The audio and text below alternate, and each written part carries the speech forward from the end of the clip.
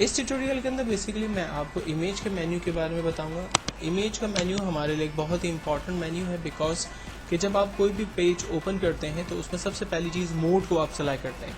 तो यहाँ पर हमारे पास अगर आपने मोड न्यू पेज क्रिएट करते वक्त जो सेलेक्ट किया और बाद में आप उसको तब्दील करना चाहते हैं तो वो यहाँ से आप चेंज कर सकते हैं।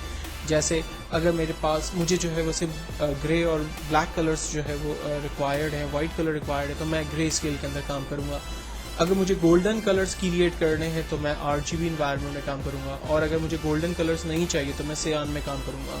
मैं रिकमेंड करूँगा कि जब भी आप ऐसा कोई भी पेज डिज़ाइन करें या कोई भी कलर्स फिल्टर्स वगैरह अप्लाई करें तो आप RGB मोड के अंदर काम करें, क्योंकि RGB मोड एक ऐसा इन्वायरमेंट है कि जिसके अंदर सियान की सारी फैसिलिटी अवेलेबल है, प्लस उसके अंदर गोल्डन कलर्स भी ईजीली अवेलेबल होते हैं। नेक्स्ट हमारे पास कमांड है एडजस्टमेंट। एडजस्टमेंट के अंदर बेसिकली हम लोग अपनी इमेज के कलर्स वगैरह को सेलेक्ट करते हैं या उसको हम अपनी मर्जी से डिफाइन करते हैं। मिसाल के तौर पर अगर इस इमेज के अंदर बहुत ज़्यादा कलर्स आ रहे हैं और मैं चाह रहा हूँ कि ये इमेज थोड़ी सी डार्क हो जाए, तो हम एडजस्टमेंट में जाकर लेवल्स में जाते हैं और लेवल्स के ज़रिए हम यहाँ पर इमेज को देखें, मैं डार्क कर रहा हूँ। आप इमेज को जितना डार्क करना चाहें वो आप यहाँ से वाइटनेस और डार्क जो है वो बेसिकली डिफाइन कर सकते हैं, ठीक है, जितना ऑटो लेना चाहें।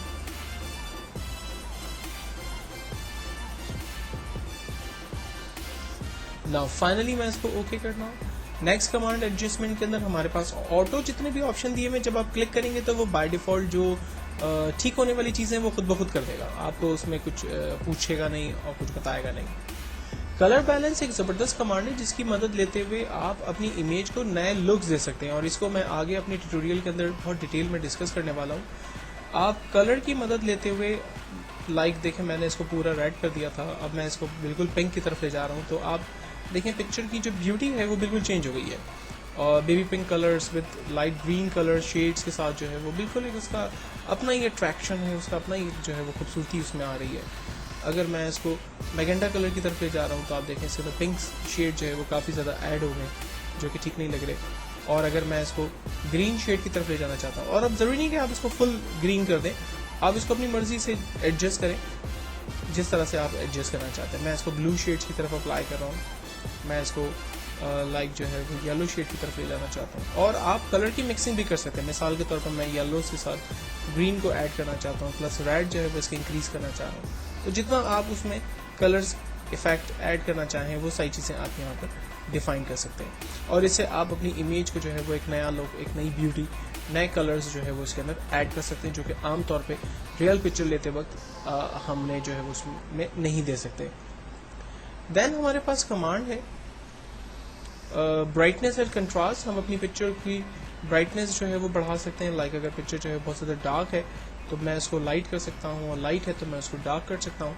उसके कंट्रास्ट इसी तरह से मैं एडजस्ट कर सकता हूँ जो मुझे देने हैं। अगर मैं अपनी इमेज की साइज़ को कम और ज़्यादा करना चाहता हूँ, जैसे इस वक्त इमेज का साइज़ है 6/5, 7/5 ऑलमोस्ट।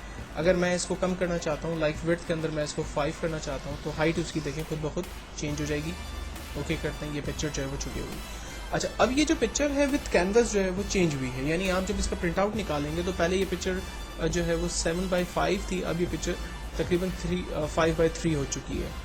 तो इमेज के एडजस्टमेंट पूरे कैनवस के साथ अगर आप चेंज करना चाहें तो वो आप काम यहाँ पर आसानी से कर सकते हैं। देन पिक्चर को रोटेट करना चाहें किसी भी एंगल के अंदर तो यहाँ पर रोटेशन की कमांड अवेलेबल है, और आपको याद होगा हमने ट्रांसफॉर्म की कमांड को सीखा था, कंट्रोल टी की मदद लेते हुए भी आप अपनी इमेज को ट्रांसफॉर्म कर सकते हैं।